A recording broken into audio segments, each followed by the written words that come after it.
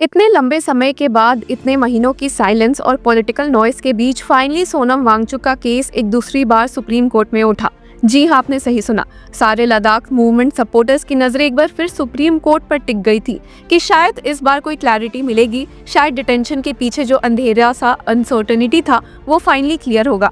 लेकिन जैसे ही case call हुआ, एक बार फिर यूनियन ने एक स्ट्रेट रिक्वेस्ट कर दी कि उन्हें और टाइम चाहिए। इतनी देर बाद जब मैटर फिर से लिस्टेड हुआ तब कोर्टरूम का माहौल सीरियस था, लेकिन एक अंडर करंट ऑफ फ्रस्ट्रेशन भी क्लियरली फील हो रही थी। तो क्या हुआ है सोनम वांगचुक के केस में? क्या उन्हें रिलीफ मिली है या फिर उन्हें अभी कुछ दिन और डिटेंशन में निकालने होंगे? चलिए आज के इस वीडियो में समझते हैं। अब बेंच है सुप्रीम कोर्ट में justices Arvind Kumar and N V Anjaria की, और जैसे ही मैटर कॉल हुआ तो गवर्नमेंट की तरफ से मौजूद हुए सॉलिसिटर जनरल तुषार मेहता खड़े होते हैं और कहते हैं कि we received the rejoinder yesterday, we need 2 weeks. बस पूरा कोर्ट रूम एक सेकेंड के लिए स्टिल हो गया, जैसे सब लोग एक ही बात सोच रहे हैं कि इतने टाइम के बाद भी गवर्नमेंट मोर टाइम ही मांग रही है। बेंच ने उनकी रिक्वेस्ट एंटरटेन की और डेट फिक्स हो गई 8 दिसंबर की। इन 2 वर्ड्स में ही पूरा फ्यूचर लॉक हो गया। सोनम वांगचुक को तब तक जेल में ही रहना होगा।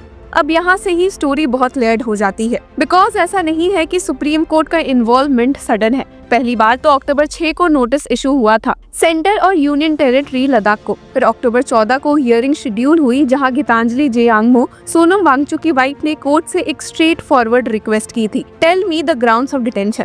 लेकिन सुप्रीम कोर्ट ने उस रिक्वेस्ट पर रूलिंग देने से कहा मना, और जिसके बाद हियरिंग रीशेड्यूल हो गई। तब से लेकर अब तक क्लैरिटी का कोई सॉलिड मूवमेंट नहीं आया है। अब गीतांजलि आंगमो का स्टैंड बार बार यही रहा है कि डिटेंशन अनकॉन्स्टिट्यूशनल है और आर्टिकल 21, 22 और बाकी के फंडामेंटल राइट्स डायरेक्टली वायलेट हो रहे हैं।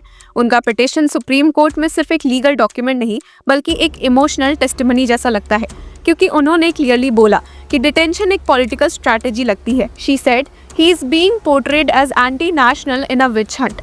ये लाइन लिटरली पूरे मूवमेंट का सेंटिमेंट समराइज कर देती है, क्योंकि सोनम एक क्लाइमेट एक्टिविस्ट है, एक एजुकेटर, एक इनोवेटर और एक वॉइस फॉर लद्दाख। उन्हें नेशनल सिक्योरिटी थ्रेट बनाना ये लद्दाख के लोगों के लिए शौक था।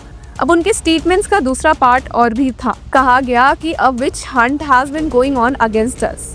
We have given all documents clarifying the charges to officials from CBI to the Income Tax Department, yet a smoke screen is being created to defame Sona so that the movement for the 6th schedule can be weakened. और ये line सिर्फ accusation नहीं थी, ये एक call out था। लद्दाख का youth भी यही कह रहा है कि सोनम को टारगेट किया जा रहा है because he is the most prominent and credible face of the movement demanding statehood and 6th schedule protections. फिर लद्दाख पुलिस की तरफ से एक और सरप्राइजिंग एंगल आया, पाकिस्तान कनेक्शन।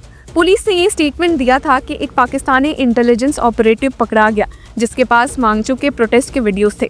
इस पर गीतांजलि ने सिंपली बोला, if they are claiming that a Pakistani was spotted in Ladakh, our question is how did you allow the security breach? This is not for Sonam Wangchuk to clarify. Ministry of Home Affairs needs to clarify why a Pakistani was in Ladakh. उन्होंने clearly point out किया कि security lapse government की responsibility होती है, ना कि एक activist की। अब पुलिस ने एक और चीज भी हाईलाइट की थी कि वांगचुक पाकिस्तान गए थे एक क्लाइमेट कॉन्फ्रेंस पर। इस पर भी गीतांजलि का जवाब क्रिस्टल क्लियर था कि Sonam attended the conference in Pakistan. What is wrong with that? There was nothing wrong in that meeting, even though he praised PM Modi's mission life on the podium. उन्होंने इस एंटायर नैरेटिव को distort करने की बात बोली जिसे मूवमेंट वीकेंड करने के लिए यूज किया जा रहा था। और फिर आती है वो डेवलपमेंट जिसने मैटर को और हीटेड बना दिया था, इन्वोकेशन ऑफ NSA। सोनम को जोधपुर जेल में NSA के अंदर रखा गया। NSA एक ऐसा एक्ट है जिसे यूजुअली टेररिस्ट, स्पाइज या हार्डकोर एंटी स्टेट एक्टिविटीज के लिए यूज किया जाता है। लेकिन इस बार एक क्लाइमेट एक्टिविस्ट जो हंगर स्ट्राइक पर था, जो पीसफुल प्रोटेस्ट का एडवोकेट था, उसके अगेंस्ट NSA यूज करना एक बड़ा पॉलिटिकल सिग्नल बन गया। अब वायलेंस का कंटेक्स्ट भी इंपॉर्टेंट है।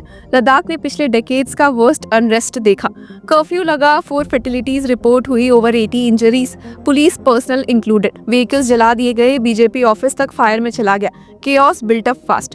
गवर्नमेंट ने भी बोला कि this unrest was triggered by provocative remarks by Wangchuck referring to Arab Spring and Nepal's Gen Z protest. Wangchuck का रिस्पॉन्स था कि these allegations are fabricated, targeted and meant to silence him. अब लद्दाख के काफी लोग कह रहे हैं कि वायलेंस प्रोटेस्टर्स की फ्रस्ट्रेशन की वजह से एस्केलेट हुआ क्योंकि उनके स्टेटहुड और 6th शेड्यूल के प्रपोजल्स को दिल्ली रिपीटेडली डीले कर रही थी। यूनियन होम मिनिस्ट्री ने उनके NGO SCCMO वर्ल्ड का FCRA लाइसेंस भी कैंसिल कर दिया। Allegations included depositing local funds in the FCRA account, diverting funds to study issues relating to sovereignty and failing to deposit foreign funds in the designated FCRA account। अब कुछ experts ने बोला कि ये FCRA violation technical भी हो सकता है, मलिशियस भी, लेकिन FCRA cancellation plus NSA detention एक साथ होने का टाइमिंग लोगों को ट्रबलिंग लग रहा है। मूवमेंट का मॉरल शॉक तब और बढ़ गया जब हंगर स्ट्राइक चल रही थी। वांगचुक ने हंगर स्ट्राइक एंड की because 2 fellow hunger strikers collapse हो गए और हॉस्पिटलाइज।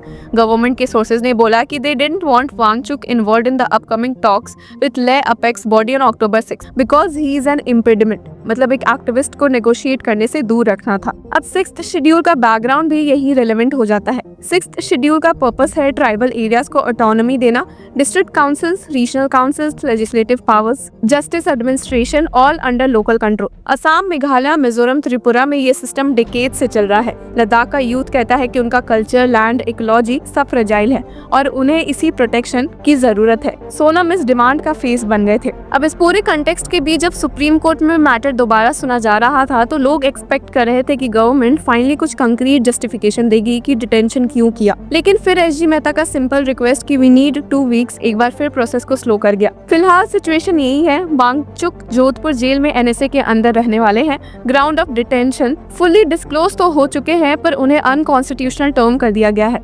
पिटिशन पेंडिंग है, गवर्नमेंट का फॉर्मल रिप्लाई 2 हफ्तों के अंदर आना है और नेक्स्ट हियरिंग 8 दिसंबर को होगी, जहां या तो एक्चुअल ग्राउंड सामने आएंगे और इस केस में और हीटेड हियरिंग होगी या फिर सुप्रीम कोर्ट इंटरवेन करेगा। तो व्यूअर्स, इस पूरे मुद्दे पर आपकी क्या राय है? Let us know in the comment section. Until then, keep following Law Chakra.